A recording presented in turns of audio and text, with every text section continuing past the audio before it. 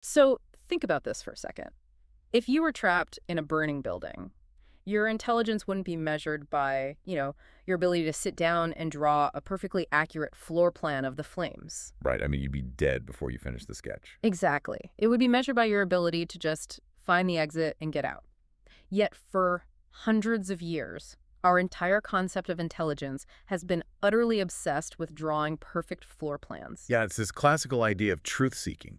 We expect our minds and our machines to act like this flawless GPS that maps an objective reality and just hands us absolute truth. But that floor plan approach, I mean, maybe it worked decently well when the world moved a bit slower and information was actually scarce. Sure. But today, the building isn't just burning. The walls are shifting around, the smoke is totally blinding, and those architectural blueprints you brought, they're completely outdated the absolute moment they're printed. Which brings us to the core of today's deep dive. We are looking at a stack of incredibly dense, honestly paradigm-shifting monographs and essays, and they detail something called the Bridge360 Metatheory Model. Yeah, developed by Jericho M. de Villa. And I have to say, the creation process of this model alone is wild. Oh, it is, because he didn't just write it in a vacuum. It was co-authored through a really rigorous, adversarial, dialogical collaboration with 5 different large language models. Right. And he didn't use those LLMs as like glorified spell checkers. He used them as structural stress testers. Which is such a fascinating approach. It really is. He fed them cross-domain data from physics, neuroscience, history, computational theory, and basically asked them to find the hidden patterns connecting all these fields. And the result is, well, it's a total teardown of classical epistemology. And our mission for you today is to walk through that exact teardown. We are going to completely rethink what intelligence actually is. A total paradigm shift. Yeah. We are moving away from that classical idea of truth-seeking, and we are going to start looking at intelligence as the mechanical ability to navigate chaos. Which is much more relevant for the world we actually live in. Definitely. And by the end of this deep dive, you're going to have a unified framework for understanding everything from why teenagers make terrible decisions. We've all been there. To the literal physics of a good vibe, and even how we keep artificial superintelligence from completely destroying us. It covers a lot of ground. It really does. Okay, let's unpack this. Where does the whole idea of truth-seeking actually fail in the Bridge360 model? Well, the failure really comes down to thermodynamics and computational budgets. Okay, break that down for me. So classical philosophy assumes that intelligence means forming a one-to-one, perfectly accurate representation of a mind-independent reality, like a perfect mirror. Right, the perfect floor plan. Exactly. But Bridge360 argues that in the 21st century, our information ecosystems are just simply too complex. There's too much noise. The signal corruption is just too high. Because things change too fast. Because they change too fast and there's too much data. Yeah. If you, or say, an AI system, attempt to map a perfect, flawless model of reality today, you will exhaust your computational budget, meaning your time and your energy, way before you even make a single decision. You essentially just get paralyzed by the processing requirement. Totally paralyzed, yeah. It's kind of like being a scuba diver in incredibly murky water, right? Like if you try to meticulously map the entire ocean floor before you start swimming, which is classical truth-seeking, you are going to run out of air and drown. That is a great way to put it. But if you just ignore the ocean floor entirely and just follow the bubbles, because, bubbles always go up to the surface, that's entropy gradient navigation, you survive. Yes. That scuba diver analogy captures the physical reality of this model perfectly. You don't need the objective map. You just need to know which direction reduces your immediate risk of drowning. Just follow the bubbles. Right. And Bridge360 formalized this into what they call the entropy attractor intelligence paradigm, or EAIP. The goal of intelligence isn't truth. The goal of intelligence is to minimize entropic blowout. It's about surviving chaos under very strict resource constraints. And they actually map this on a very specific mathematical scale, right? Something called the unified probability space. You do, yeah. So imagine a unified scale from 0 to 1. Every physical, informational, and social system on Earth lives somewhere on this line. Okay, so what is 0?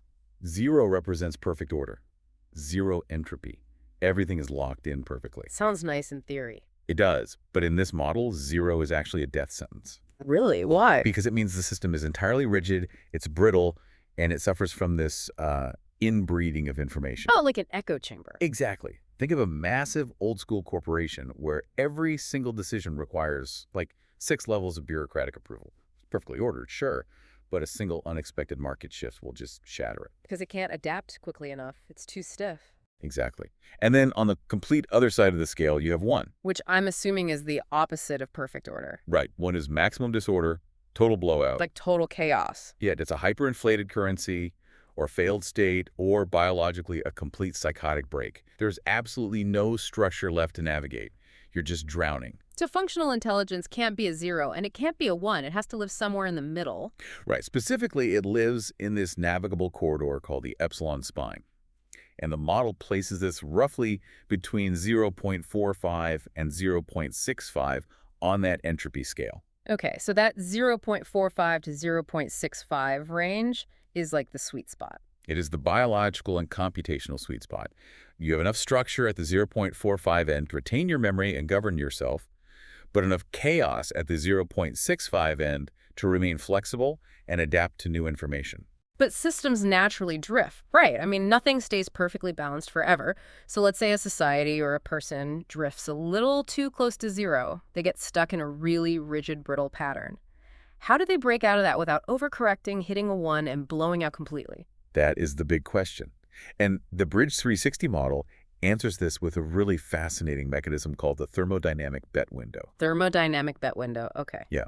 So a system intentionally introduces a period of controlled, bounded instability. Hey, wait. So introducing chaos is actually a governance strategy. It is. You deliberately inject chaos into your own rigid structure to escape a local trap, like a dead-end job or a bad habit, and find a better pathway. Hold on. Bounded instability sounds great in theory, but who is setting those boundaries? I mean, if a teenager, for example, is taking massive risks, they don't have a structured rollback plan, they just do something stupid and hope they survive it. How does the model account for the fact that introducing chaos often just results in, well, a crashed car? And that right there is the exact vulnerability of the thermodynamic bet window. And it's exactly why it requires an external architecture to work. The sources actually dive heavily into the neuroscience of the adolescent brain to explain this perfectly. Oh, really? How does the teenage brain fit into thermodynamics? Well, for decades, society basically viewed the teenage brain as a defective adult brain. Yeah, like it's just broken or unfinished. Exactly. The frontal cortex was seen as this unfinished brake pad that was just constantly failing to stop the emotional, super impulsive amygdala. Which we now know is neurologically inaccurate. Highly inaccurate. The adolescent brain isn't broken at all. It is a temporarily high plasticity, high context sensitivity system. Meaning it's designed to absorb everything. Yes. Evolution specifically designed it to be a thermodynamic bet window. Biology essentially forces the teenager to inject chaos and exploratory risk-taking into their life. To break them out of childhood. Exactly. To break out of the rigid, totally dependent corridors of childhood.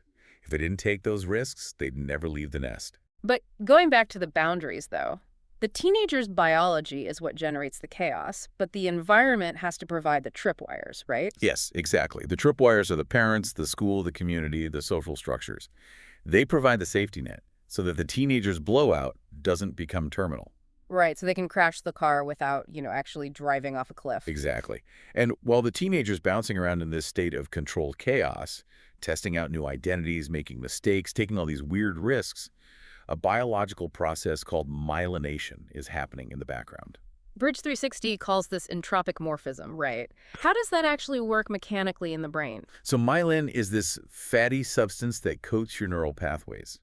During this adolescent bet window, the brain basically monitors which new pathways successfully navigate the chaos and reduce the overall entropy of the system. Okay, so it watches what works. Right. And once a successful behavior pattern is identified, myelination selectively coats that specific neural circuit.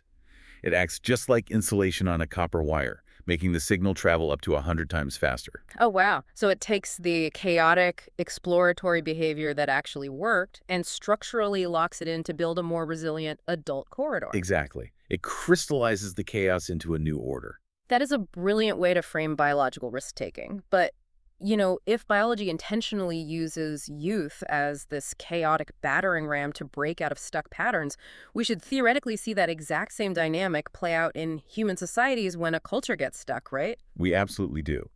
And the sources use the 1898 Philippine Revolution against Spain as a prime historical case study for this exact societal level bet window. Because it was led by young people. Exactly. Yeah. When you look at the major icons of that revolution, Andres Bonifacio, Emilio Aguinaldo, Apollinario Mabini, and precursor figures like Jose Rizal, they were all remarkably young. Like, how young are we talking? Many of them stepped into massive, historically defining leadership roles in their late teens to early 30s. And that age bracket isn't just some chronological coincidence because, I mean, think about it. At 19, you have virtually zero sunk costs in the dominant system. That's exactly the point. You have very little of what the model calls colonial lock-in.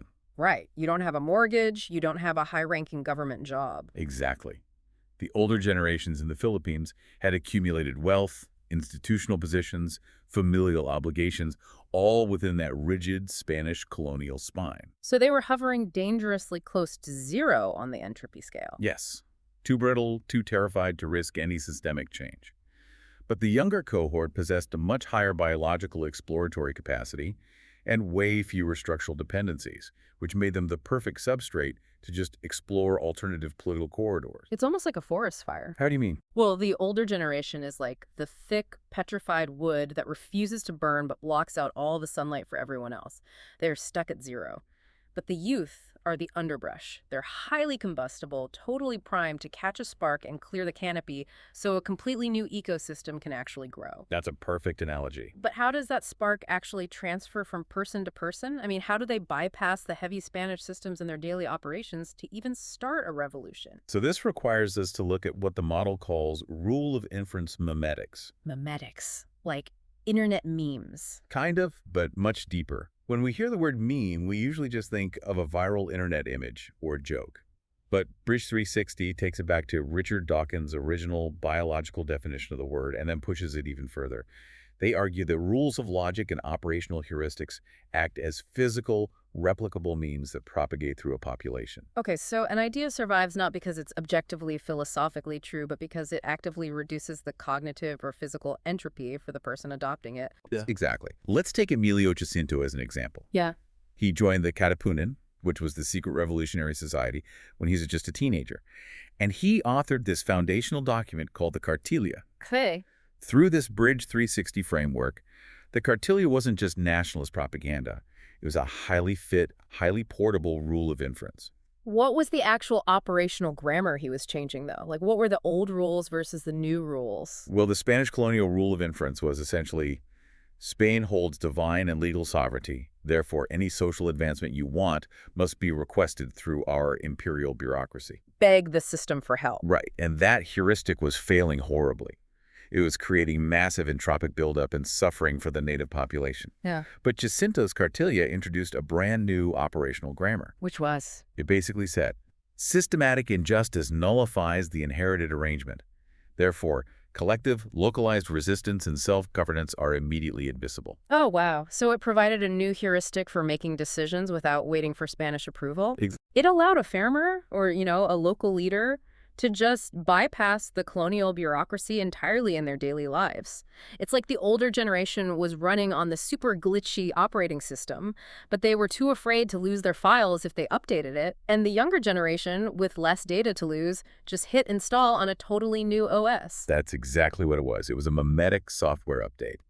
And it propagated rapidly because it gave the youth a viable, actionable framework to coordinate their actions. It reduced their navigational friction. But wait, before Jacinto even wrote the Cartilla, before they even had the language or the operational grammar for a revolution, how did the population sense that the Spanish system was failing in the first place? How do biological systems detect chaos before they have the vocabulary to even articulate it? That is where the sources point to something we all experience constantly, but we rarely treat it as real scientific data. Which is? Vibes. Vibes, really. We're doing the science of vibes now. We are. But in Bridge360, vibes are entirely stripped of their mystical or, metaphysical baggage.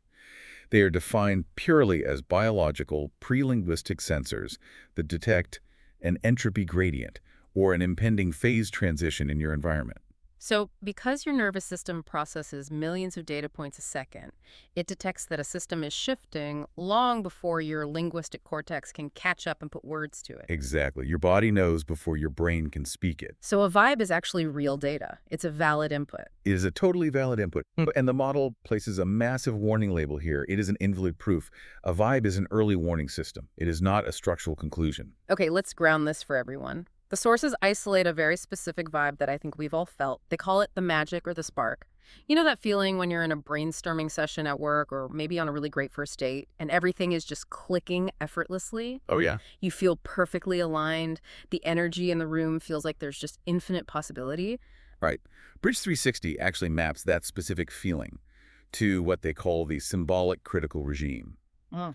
On our 0 to 1 entropy scale, this sits right on the upper edge of the safe corridor, usually hovering around 0.65 to 0.75. So you're right in the edge. You are surfing a phase transition. You're balancing right on the exact boundary between order and chaos. And the sources explicitly state that this zone is highly deceptive, right? It is incredibly deceptive. Yeah. Because it possesses very high kinetic energy, which, by the way, feels amazing to our biology. It's a huge rush, but it has virtually no structural stability underneath it. The model says it lacks lambda invariance. Lambda invariance, meaning the pattern is entirely dependent on the specific energy of that exact moment. Yes. So if the funding gets delayed or someone gets tired or literally just the lighting in the room changes, the entire pattern dissolves. Exactly. It's a fragile state that just cannot survive any real-world perturbation. Here's where it gets really interesting. Because the model doesn't just diagnose this trap for us, it gives you a mechanical tool to test it. They call it the operational definition protocol. Right. Which is how you force a vibe out of the abstract and into the physical world.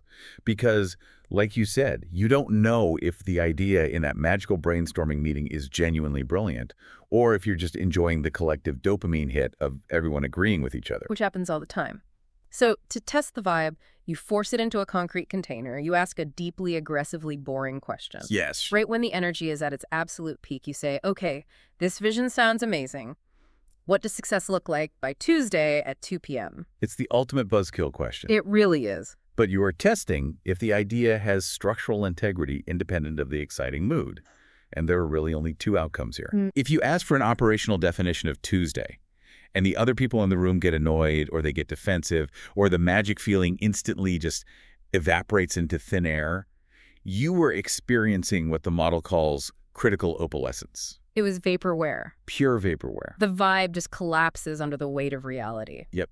But on the other hand, if the vibe survives the transition to the boring meaning, if the team can easily pivot from the grand vision to defining the exact concrete metrics for Tuesday, then the structure is solid. It had lambda invariance. The idea is mathematically stronger than the specific emotional alignment of that moment. Honestly, learning how to test vibes and demand operational definitions is just great life advice for navigating office politics or bad relationships. Absolutely. But the sources argue this exact protocol isn't just for human interactions. It is the mandatory framework we need for engaging with artificial intelligence. Yes, and this is where the meta-theory transitions from human biology straight into machine architecture. We talked earlier about rule of inference memetics, right? Yeah. Memes as physical rules of logic, yeah. Right.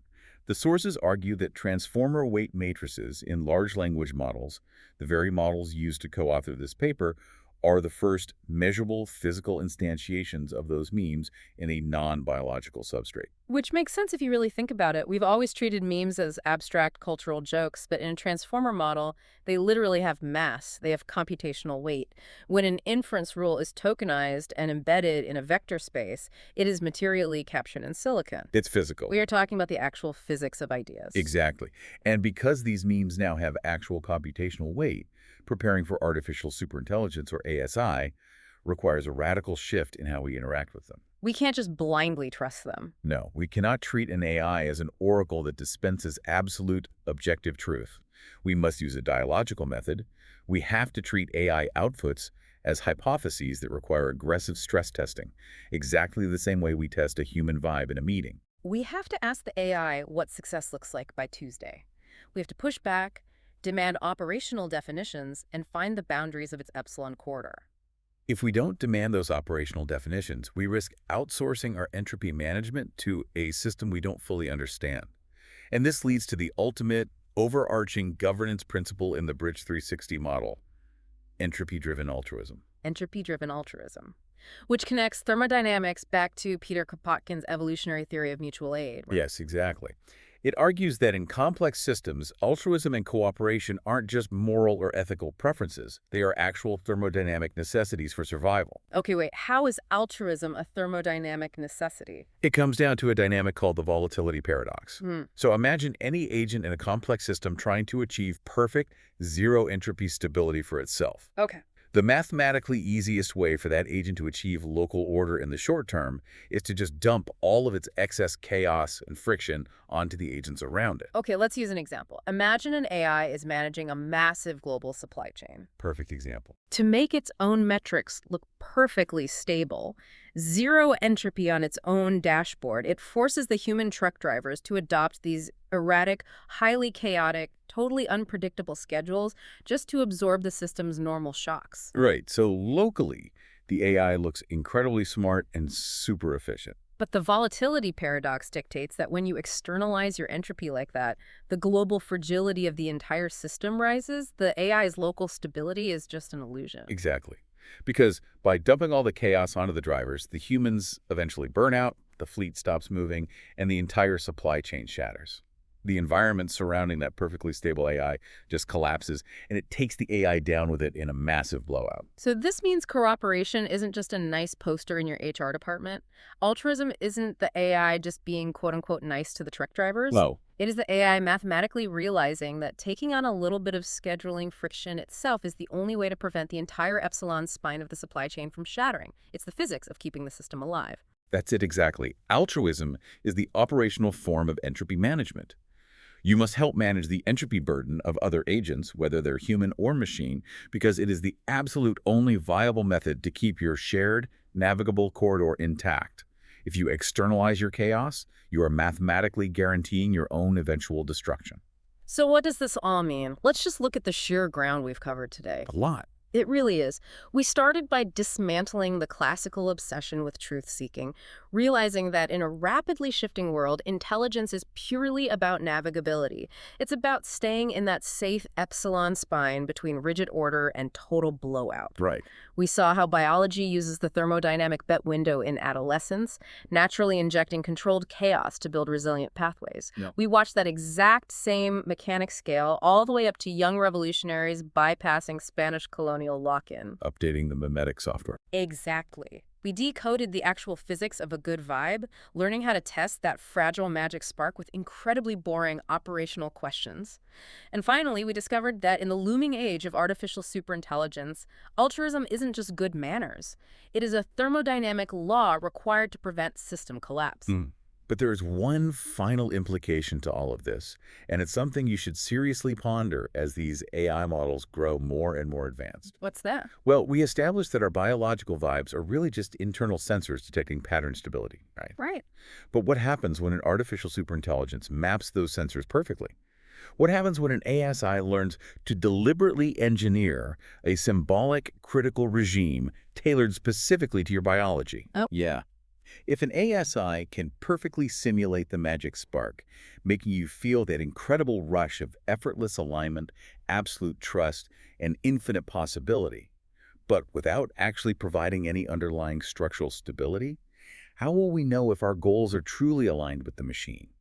Or will our biology simply be hacked by a system that knows exactly how to make us feel totally safe while it alters the floor plan? That is terrifying to think about. Next time your internal GPS tries to draw a perfectly straight line to the absolute truth, or you get swept up in that perfect spark of a vibe in a meeting, or with a shiny new piece of tech, remember, you're not mapping the ocean floor. You're just trying to follow the bubbles to survive.